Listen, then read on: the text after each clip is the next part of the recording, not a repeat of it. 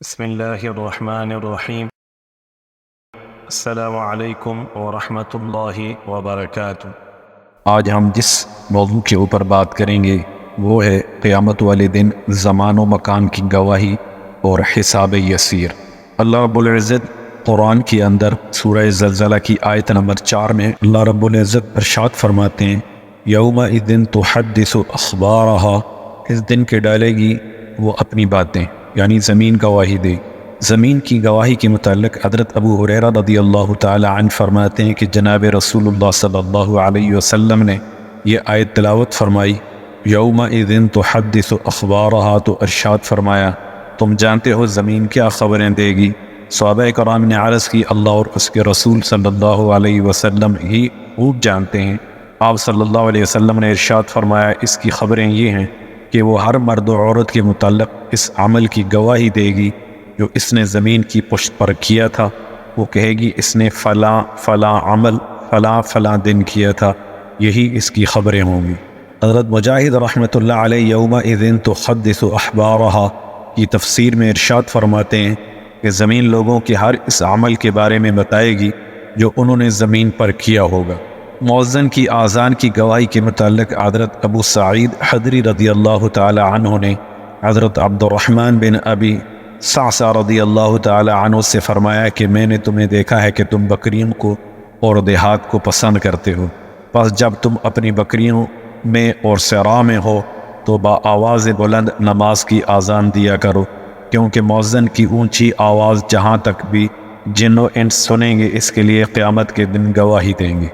امام ابن خزیمہ رحمۃ اللہ علیہ نے اس روایت میں یہ بھی فرمایا ہے کہ انسان، جن، ڈھیلا، پتھر اور درخت جو بھی آذان سنے گا اس کے بارے میں گواہی دے گا۔ حضرت ابو ہریرہ رضی اللہ تعالی عنہ سے مروی ہے حضور صلی اللہ علیہ وسلم نے ارشاد فرمایا جہاں تک مؤذن کی آواز جاتی ہے وہاں تک مؤذن کے گناہ معاف کر دیے جاتے ہیں اور اس کے لیے ہر خشک و تر گواہی دیتے ہیں۔ حضرت ابن عمر رضی اللہ تعالی عنہ کے بارے میں مروی ہے کہ انہوں نے حضرت عطاء رضی اللہ تعالی عنہ سے فرمایا آذان دو اور اپنی آواز بلند رکھو، کیونکہ جو چیز بھی تمہیں آواز تمہاری سنے گی، خواہ درخت ہو یا پتھر یا ڈھیلا، وہ قیامت کے دن اس کے بارے میں گواہی دے گی۔ اور جب شیطان آذان کی آواز سنتا ہے تو ہوا خارج کرتا ہے اور دوڑ لگاتا ہے تاکہ تمہاری آواز نہ سن سکے، اور مؤذن قیامت کے دن سب سے لمبی گردن والے ہوں گے۔ حجر اسود کے گواہی کے متعلق حضرت ابن عباس رضی اللہ تعالی عنہ فرماتے ہیں کہ جناب رسول اللہ صلی اللہ علیہ وسلم نے ارشاد فرمایا یہ پتھر قیامت کے دن آئے گا اور اس کی 2 آنکھیں ہوں گی جن سے یہ دیکھتا ہوگا، اور ایک زبان ہوگی جس سے یہ بولتا ہوگا، یہ ہر اس شخص کے حق میں گواہی دے گا جس نے اس کا حق کے ساتھ استلام کیا ہوگا۔ حجر اسود پہاڑ سے بھی بڑا ہوگا۔ اس کے متعلق حضرت ابن عمر رضی اللہ تعالی عنہ سے مروی ہے حضور صلی اللہ علیہ وسلم نے ارشاد فرمایا قیامت کے دن حجر اسود ابو قبیس پہاڑ سے بھی بڑی جسامت میں پیش ہوگا،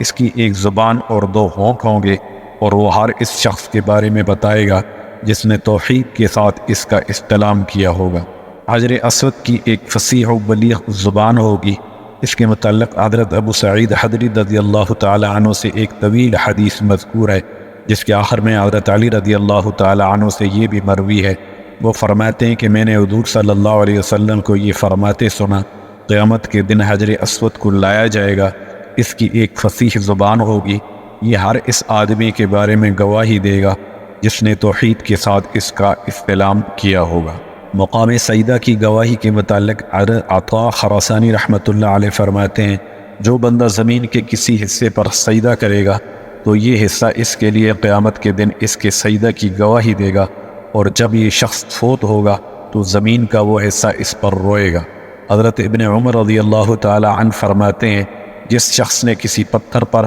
یا درخت کے پاس سجدہ کیا تو اس کے لیے اللہ کے پاس قیامت کے دن گواہی دے گا۔ حضرت محمد بن علی رضی اللہ تعالی عنہ بیت المال پر معمور تھے۔ آپ بیت المال میں جھاڑو دیتے اور پانی کا چھڑکاؤ کرتے، پھر اس میں نماز پڑھتے تھے اس امید پر کہ قیامت کے دن بیت المال ان کے بارے میں گواہی دے کہ انہوں نے مسلمانوں سے مال روک کر بیت المال میں نہیں رکھا۔ دن اور رات کی گواہی کے متعلق حضرت معقل بن یسار رحمۃ اللہ علیہ رضی اللہ تعالی عنہ فرماتے ہیں کہ جناب رسول اللہ صلی اللہ علیہ وسلم نے ارشاد فرمایا، جو بھی دن انسان پر آتا ہے وہ انسان سے کہتا ہے، اے ابن آدم، میں نئی مخلوق ہوں، تو جو عمل کرے گا میں کل تمہارے لیے اس کی گواہی دوں گا، تو میرے اندر اچھے کام کر، میں کل تمہارے لیے اس کی گواہی دوں گا، اگر میں گزر گیا تو پھر تو مجھے کبھی نہیں دیکھے گا۔ اور رات بھی اسی طرح کہتی ہے۔ مال کی گواہی کے متعلق حضرت ابو سعید خدری رضی اللہ تعالی عنہ فرماتے ہیں کہ جناب رسول اللہ صلی اللہ علیہ وسلم نے ارشاد فرمایا، یہ مال و دولت سرسبز و میٹھی چیز ہے، وہ مسلمان بہت اچھا ہے جس نے اس میں سے مسکین، یتیم اور مسافر کو دیا، اور جس نے اپنے حق کے بغیر مال لیا تو وہ اس شخص کی طرح ہے جو کھاتا ہے مگر سیر نہیں ہوتا، یہ مال قیامت کے دن اس کے خلاف گواہی دے گا۔ توبہ کے بعد گناہ بلا دیے جائیں گے۔ اس کے متعلق حضرت انس بن مالک رضی اللہ تعالی عنہ فرماتے ہیں، رسول اللہ صلی اللہ علیہ وسلم نے ارشاد فرمایا، جب کوئی مومن اپنے گناہوں سے توبہ کرتا ہے تو اللہ تبارک و تعالی گناہ لکھنے والے فرشتوں کو اس کے گناہ بلا دیتے ہیں، اور اسی طرح اس کے اعضاء اور زمین کے مقامات کو بھی اس کے گناہ بلا دیتے ہیں، حتیٰ کہ وہ قیامت کے دن اللہ تعالیٰ اسے اس حالت میں ملے گا کہ اس کے خلاف گناہ کی گواہی دینے والا کوئی نہ ہوگا۔ گناہ نیکیوں میں تبدیل ہو جاتے ہیں۔ اس کے متعلق ارشاد ہے، إِلَّا مَنْ تَابَ وَآمَنَ وَعَمِلَ صَالِحًا فَأُولَٰئِكَ يُبَدِّلُ اللَّهُ سَيِّئَاتِهِمْ حَسَنَاتٍ۔ گناہ کے بدلے نیکی کے متعلق حضرت ابو ذر رضی اللہ تعالی عنہ فرماتے ہیں کہ جناب رسول اللہ صلی اللہ علیہ وسلم نے ارشاد فرمایا، قیامت کے دن ایک شخص کو پیش کیا جائے گا اور حکم ہوگا، اس پر اس کے چھوٹے گناہ پیش کرو، تو اس کے سامنے اس کے چھوٹے گناہ پیش کیے جائیں گے اور اس سے اس کے بڑے گناہ چھپا لیے جائیں گے۔ اس سے کہا جائے گا، تو نے فلاں دن فلاں فلاں گناہ کیا تھا، تو وہ اقرار کرے گا، انکار نہیں کرے گا، کیونکہ وہ اپنے بڑے گناہوں سے ڈر رہا ہوگا کہ ان کو نہ پیش کر دیا جائے۔ پھر کہا جائے گا، اسے ہر گناہ کے بدلے میں ایک نیکی دے دی جائے، تو وہ عرض کرے گا، میرے اور بھی کئی گناہ ہیں جنہیں میں یہاں نہیں دیکھ رہا۔ حضرت ابو ذر رضی اللہ تعالی عنہ فرماتے ہیں کہ میں نے حضور صلی اللہ علیہ وسلم کو دیکھا کہ آپ صلی اللہ علیہ وسلم مسکرا اٹھے، حتیٰ کہ آپ صلی اللہ علیہ وسلم کی ڈاڑھ مبارک کا ظاہر ہو گئی۔ اعمال نامے کے گناہ بھی نیکیوں میں بدل جائیں گے۔ اس کے متعلق حضرت سلیمان رحمۃ اللہ علیہ فرماتے ہیں کہ انسان کو قیامت کے دن اس کا اعمال نامہ دیا جائے گا، جب وہ اس کا اوپر والا حصہ پڑے گا تو اس میں اس کے گناہ لکھے ہوں گے، اس کو دیکھ کر اسے بدگمانی ہونے لگے گی۔ پھر وہ اعمال نامہ کا نیچے والا حصہ دیکھے گا تو اس میں اس کی نیکیاں درج ہوں گی، پھر وہ اوپر والا حصہ دیکھے گا جس میں گناہ درج تھے تو اس کے وہ گناہ نیکیوں میں بدلے جا چکے ہوں۔ زیادہ گناہ کرنے کی تمنا کے متعلق حضرت ابو ہریرہ رضی اللہ تعالی عنہ فرماتے ہیں، جناب رسول اللہ صلی اللہ علیہ وسلم نے ارشاد فرمایا، قیامت کے دن کچھ لوگ ایسے آئیں گے جو یہ پسند کریں گے کہ کاش وہ گناہ زیادہ کرتے۔ عرض کیا گیا، یا رسول اللہ وہ کون لوگ ہوں گے؟ ارشاد فرمایا، یہ وہ لوگ ہوں گے جن کے گناہوں کو اللہ تعالیٰ نیکیوں سے تبدیل کر دیں گے۔ ہر عمل پر محاسبہ سے متعلق اللہ رب العزت ارشاد فرماتے ہیں، فَمَن يَعْمَلْ مِثْقَالَ ذَرَّةٍ خَيْرًا يَرَهُ، سو جس نے ذرا بھر بلائی کی ہوگی تو وہ دیکھ لے گا۔ کافر کی نیکیاں اس کے منہ پر مار دی جائیں گی۔ اس کے متعلق اس آیت کی تفسیر میں حضرت ابن عباس رضی اللہ تعالی عنہ فرماتے ہیں کہ دنیا میں مومن یا کافر جو بھی کوئی نیکی یا گناہ کرتا ہے، اللہ تعالیٰ اس کو اس کے سامنے لائیں گے۔ مومن کو اللہ تعالیٰ اس کی نیکیاں اور گناہ دکھائیں گے، پھر اس کے گناہ بخش دیں گے اور نیکیوں کا اسے ثواب عطا فرمائیں گے، اور کافر کو بھی اس کی نیکیاں اور گناہ دکھائے جائیں گے، پھر اس کی نیکیاں اس کے منہ پر مار دی جائیں گی اور اس کے گناہوں کی پاداش میں اسے عذاب دیا جائے گا۔ ہر چھوٹا بڑا عمل ظاہر ہو جائے گا۔ اس کے متعلق حضرت زید بن اسلم رضی اللہ تعالی عنہ فرماتے ہیں کہ ایک شخص نے عرض کی، یا رسول اللہ صلی اللہ علیہ وسلم، کیا ایسا ہی ہے کہ جو شخص ایک مثقال کے برابر نیک عمل کرے گا وہ اسے بھی دیکھے گا، اور جو ایک مثقال کے برابر بھی گناہ کرے گا وہ اسے بھی دیکھے گا؟ آپ صلی اللہ علیہ وسلم نے ارشاد فرمایا، ہاں۔ تو وہ شخص یہ کہتے ہوئے چلا گیا اور کہتا، ہائے شرمندگی! نبی پاک صلی اللہ علیہ وسلم نے فرمایا، یہ شخص معمون ہو گیا۔ کانٹا چھبنے سے گناہ معاف ہوتے ہیں۔ اس کے متعلق حضرت ابو ہریرہ رضی اللہ تعالی عنہ فرماتے ہیں، جناب رسول اللہ صلی اللہ علیہ وسلم نے ارشاد فرمایا، جس مومن کو دنیا میں ایک کانٹا چبھا اور اس نے اس پر ثواب کی امید رکھی تو قیامت کے دن اس کے بدلے میں بھی اس کے گناہ معاف ہوں گے۔ کن چیزوں کا حساب نہ ہوگا، اس کے متعلق حضرت حسن رضی اللہ تعالی عنہ فرماتے ہیں جناب رسول اللہ صلی اللہ علیہ وسلم نے ارشاد فرمایا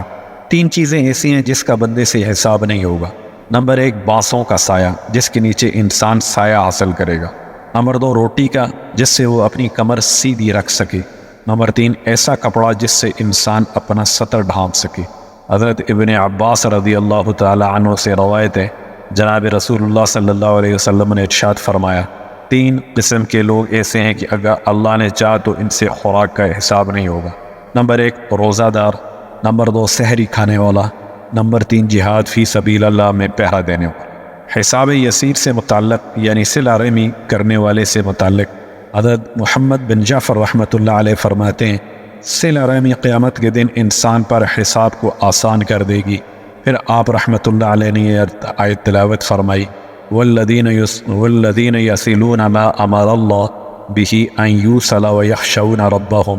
ویخافون سوء الحساب، اور وہ جو ملاتے ہیں جس کو اللہ تعالیٰ نے فرمایا ملانا اور ڈرتے ہیں اپنے رب سے اور اندیشہ رکھتے ہیں برے حساب کا۔ حضرت ابو ہریرہ رضی اللہ تعالی عنہ حساب کو آسان کرنے والے 3 کام بتاتے ہوئے فرماتے ہیں کہ جناب رسول اللہ صلی اللہ علیہ وسلم نے ارشاد فرمایا 3 خصلتیں جس میں ہوں گی اللہ تعالیٰ اس کا حساب آسان کر دیں گے اور اسے اپنے رحمت سے جنت میں داخل کر دیں گے۔ صحابہ نے عرض کیا ہمارے ماں باپ آپ پر قربان، وہ کون سی 3 خصلتیں ہیں؟ آپ صلی اللہ علیہ وسلم نے ارشاد فرمایا جو تجھے محروم کرے اس کو عطا کر، جو تجھ سے توڑے اس سے جوڑ، جو تجھ پر ظلم کرے اسے معاف کر۔ کینہ سے متعلق حضرت انس رضی اللہ تعالی عنہ فرماتے ہیں حضور صلی اللہ علیہ وسلم نے ارشاد فرمایا اگر تجھے توفیق ہو کہ تیرے صبح و شام اس حالت میں ہو کہ تیرے دل میں کسی کے لیے کھوٹ نہ ہو تو ایسا کر لیا کر، کیونکہ یہ تیرے حساب کو آسان کر دے گی۔ تک دست کی مدد کرنے سے متعلق حضرت ابو ہریرہ رضی اللہ تعالی عنہ فرماتے ہیں جناب رسول اللہ صلی اللہ علیہ وسلم نے ارشاد فرمایا جس نے کسی تنگ دست کے لیے آسانی پیدا کی اللہ تعالیٰ اس کے لیے دنیا اور آخرت میں آسانی پیدا کریں گے۔ والسلام علیکم ورحمۃ اللہ وبرکاتہ۔